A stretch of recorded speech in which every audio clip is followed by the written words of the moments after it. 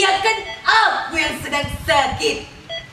Cerewet kalilah kau jadi suster. Namaku Monang. Kau cukup panggil Opung saja ya. Dan kau daftarkan di situ Opung saja. Jangan kau tulis Monang. Itu nama diberi leluhurku. Kualatnya aku nanti. Hah? Kau tanya apa tadi? Penonton saja tidak dengar. Kau ulang tanya lagi ya. Oh, itu. Begini kronologisnya. Tadi malam itu aku tidur lebih cepat dari biasanya. Kurang nyenyak memang. Perutku ini sudah melilit. Biasanya karena aku sulit beol, ya kuataslah dengan minum sebotol soda. Sudah beres, perginya aku lanjut tidur. Kira-kira tengah malam, terbangunnya aku. Ai suster, mataku ini serasa mau copot. Ditambah lagi ini kepala sakit dan berat. Ai suster, leherku ini rasa kaku dia. Bingungnya aku, penyakit apa ini? Datang tak kundang, kalau ku tendang tak pergilah dia.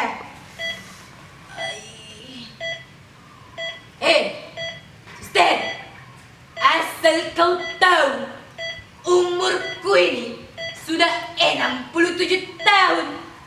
Tak pernahnya aku ke rumah sakit. Jadi, yang namanya suster, dokter, aku tak kenal lah.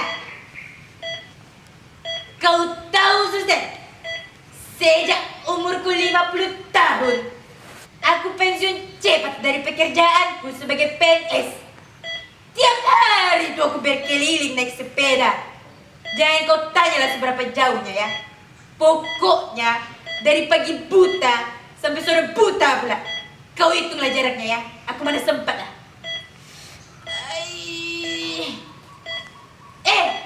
Kenapa kau diam saja?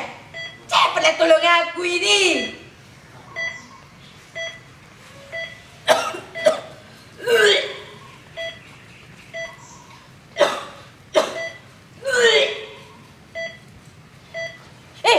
Hati-hatinya kau anak muda. Perutku ini serasa ditusuk jeruji besi. Jadi mau kau apakan aku ini?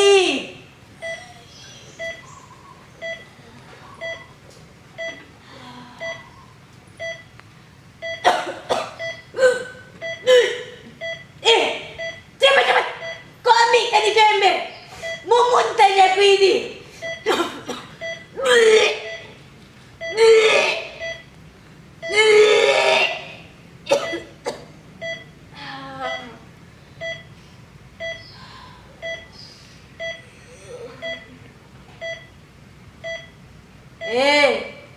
Suster, di mananya kau? Aku laparnya sekarang. Boleh aku makan? Setidaknya sebelum kau masukkan jarum infus itu ke dalam nadiku. Izinkan aku makan ya. 3-4 suap. Iya, kemarin malam memang aku sudah makan. Tapi kan ini keluar lagi dianya. Izinkan aku makan ya. Ngomong-ngomong, gimana itu dokter? Dokter! Dokter! Dokter!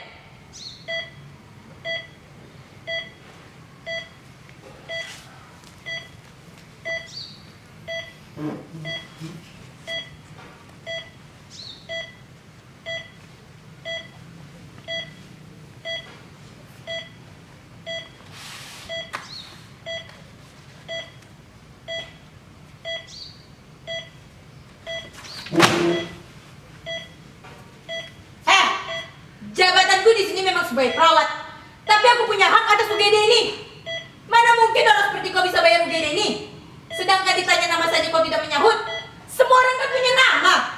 Belum lagi kutanya siapa yang akan menanggung biaya pengobatanmu di sini. Tuh, coba kau tanyakan pada penonton. Penonton, ada nggak sih rumah sakit yang semewah ini gratis? Gak ada kan?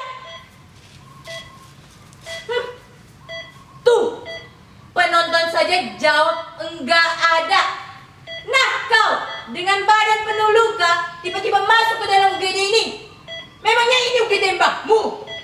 Tempat ini punya prosedur untuk membantu. Pertama, aku harus tahu siapa kau, dari mana asalmu. Kedua, aku harus tahu siapa orang tuamu dan bagaimana kondisi ekonomi keluargamu. Dan yang terakhir, siapa yang akan menanggung biaya pengobatanmu di sini? Nah, apa? Oh, itu. Soal menolong, itu soal lain. Rumah sakit bukan lembaga sosial.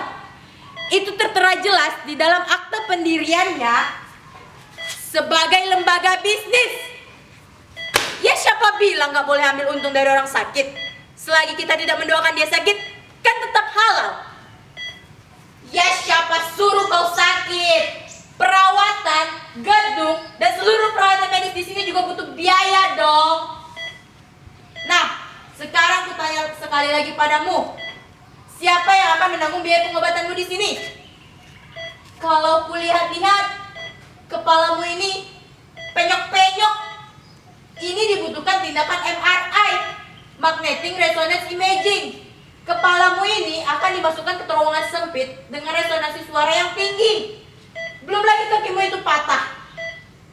Itu dibutuhkan tindakan MRI atau setidaknya ronsen. Ronsen sendiri sudah membutuhkan biaya 2 juta.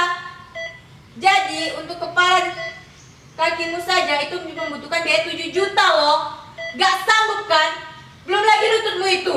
Jadi kepala, lutut, kaki itu harus kau permak agar kau jadi manusia normal lagi. Gak sanggup kan? Melihat penampilanmu yang kere itu, aku yakin kau gak akan sanggup. Oh ya, rincian biaya tadi belum termasuk tindakan lainnya loh. Ya seperti kau harus operasi bongkar kepala untuk memperbaiki saraf-sarafmu yang penyok itu. Yang penyok itu gak bisa diperbaiki dengan ketok magic loh. Memangnya mobil tua.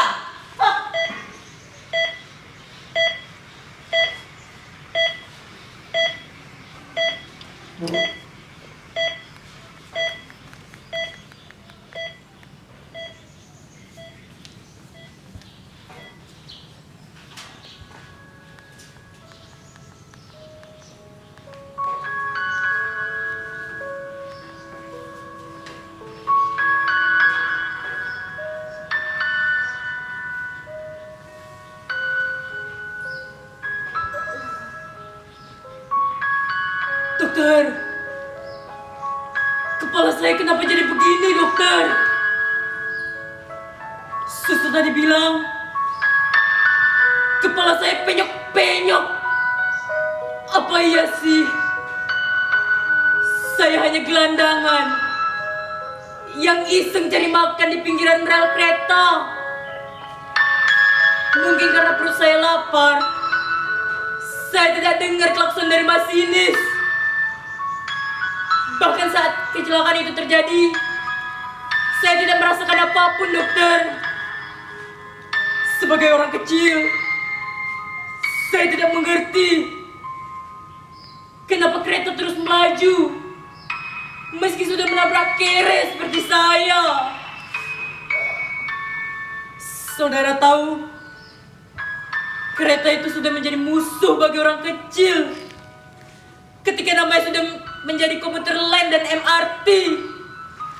Perasaan dulu ketika namanya masih KRL, saya bebas saja membawa dagangan pisang dan sayur saya dari Rangkas ke Tanah Abang. Jadi untung dagangannya masih full, tidak harus membayar tiket kereta yang mahal itu. Tapi sekarang kereta hanya untuk orang-orang gedean. Dan disitulah yang membuat saya jadi kere. Saya terpaksa kerja serabutan di Tanah Abang. Paling tidak jadi kuliah angkut. Lumayanlah buat anak istri di rumah. Dokter, tolong saya dokter. Ada sesuatu yang menghantui kepala saya dokter. Saya tidak mau mati di rumah sakit Gedongan ini dokter. Disimpan di laci beku dan dimasukkan di kamar jenazah itu dokter. Dokter, tolong saya dokter. Dokter.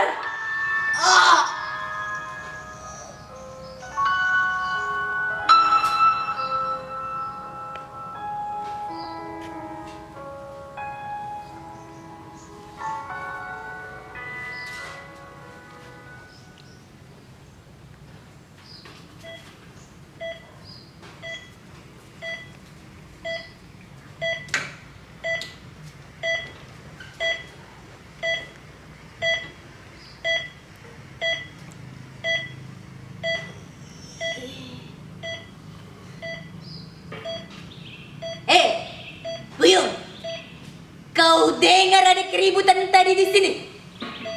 Aku dengar ada yang teriak-teriak panggil dokter. Tadi sudah kusuruh call itu dokter ahli. Aku tak maulah tiba-tiba kena penyakit stroke. Apalah guna kau hidup kalau badan mati separuh? Tak gunalah. Suster, rumah sakit ini memang partikelir. Tapi bukan berarti kau abai terhadap pasien miskin. Kemiskinan itu sudah menjadi penderitaannya. Jangan kau tambah lagi dengan omelanmu itu. Suster, kesini kau. Aku memang tak punya banyak duit. Tapi di hatiku ini masih ada rasa kasih untuk orang-orang terbuang macam pasienmu itu. Sekarang kau masukkan saja tagihan pasienmu itu ke dalam tagihanku ya. Biar anak-anakku yang ngurus nanti. Walau aku sudah pensiun dari PNS, tapi aku ini punya perusahaan kargo berkelas internasional. Sudah 17 tahun aku dirikan. Sudah banyak pula keuntungan yang kuambil. Oh iya, satu lagi. Kau kasih tahu sama itu dokter, kerjakan dengan betul. Jangan salah-salah. Ini menyangkut soal nyawa manusia, bukan sekedar mobil rongsokan.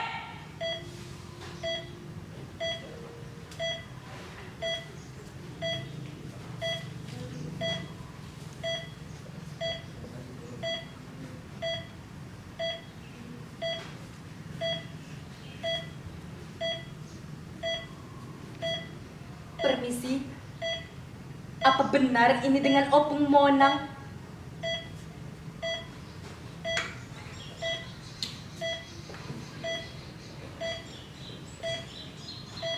Kau siapa berani-berani panggil Monang? Panggil saja Opung lah.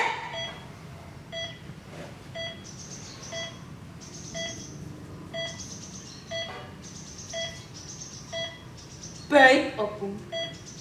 Saya Raden Mas Kencono.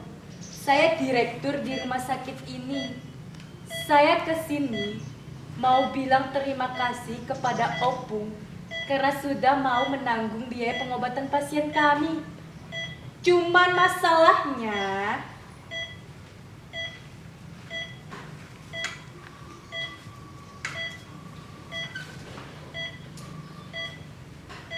apa lagi? Kan sudah kubilang, masukkan saja tagihan pasien itu ke dalam tagihanku. Sudah, kau ambilkan kwitansi itu, biar ku bayar di sini juga. Oh iya, satu lagi, bilang sama sustermu itu, jangan sembarang menghina orang. Kaya, miskin, sama saja di mata Tuhan kan? Apa kau tak pernah mendidik para suster di sini? Pasti pernah lah kan? Pasti adalah pendidikan untuk para tenaga medis kan?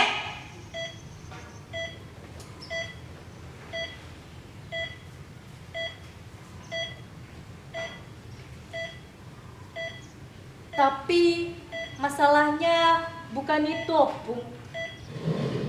Masalahnya pasien itu baru saja telah dinyatakan meninggal.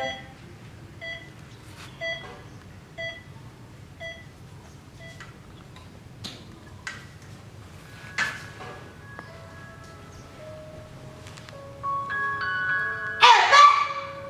Telah dinyatakan meninggal? Alamak, sakit kepalaku. Tuhan, kenapa kau ambil nyawanya? Kenapa bukan aku yang lebih tua ini saja, Tuhan?